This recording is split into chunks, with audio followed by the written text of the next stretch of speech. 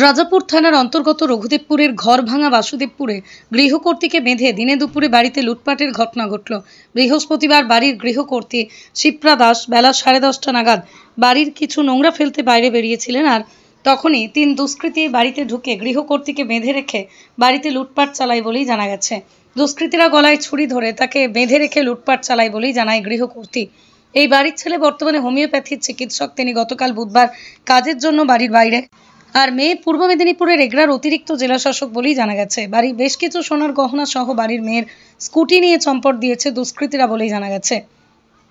মহিলার চিৎকারে ছুটে আসে প্রতিবেশীরা, তারাই খবর দেয় পুলিশকে। খবর পেয়ে ঘটনাস্থলে রাজাপুর থানার পুলিশ পৌঁছে গোটা ঘটনার তদন্ত শুরু করেছে। দিনে দুপুরে এমন ঘটনায় গোটা এলাকায় চাঞ্চল্য ছড়িয়েছে। আর কি ঘটেছিল ঘটনা? আমার তো সব লক করে থাকে, আমি বাইরে নোংরা ফেলবো বলে বাইরের দরজাটা খুলে ফেলে দিয়েছি। এসে ওখানে কটার সময় তখন? এই 10:30 মানে দুপুর 12:30 আর 10:30 মধ্যে।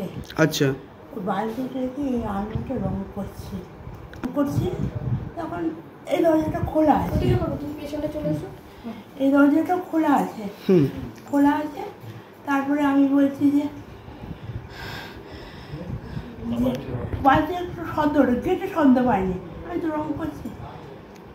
আমি মুখ টেনে করে বাড়াতে যাই, ট্রেনটা চলে এসে আমাকে চেপে ধরলো। ওরা কজন ছিল সংখ্যায়? 3 জন। আপনার উপরে কি অত্যাচার হয়েছে? আমার উপরে মারধর করেনি, এটা ছুরি দিয়ে এখানে ধরে রেখেছিল, হাতটা বেঁধে মুখে সব ন্যাকড়া টাকড়া গুঁজে এগুলো আরও খোলা ছিল, পা বাঁধা ছিল।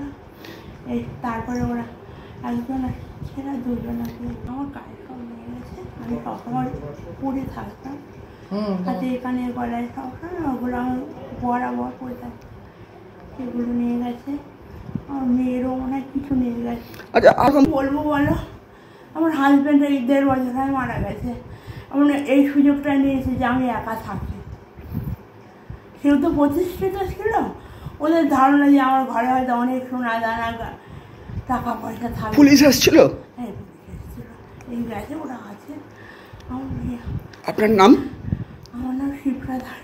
শিপ্রা দাস। আপনি কে হন বাড়ির? মালিক, বাড়ির মালিক বর্তমান। ব্যুরো রিপোর্ট, আমার কলম।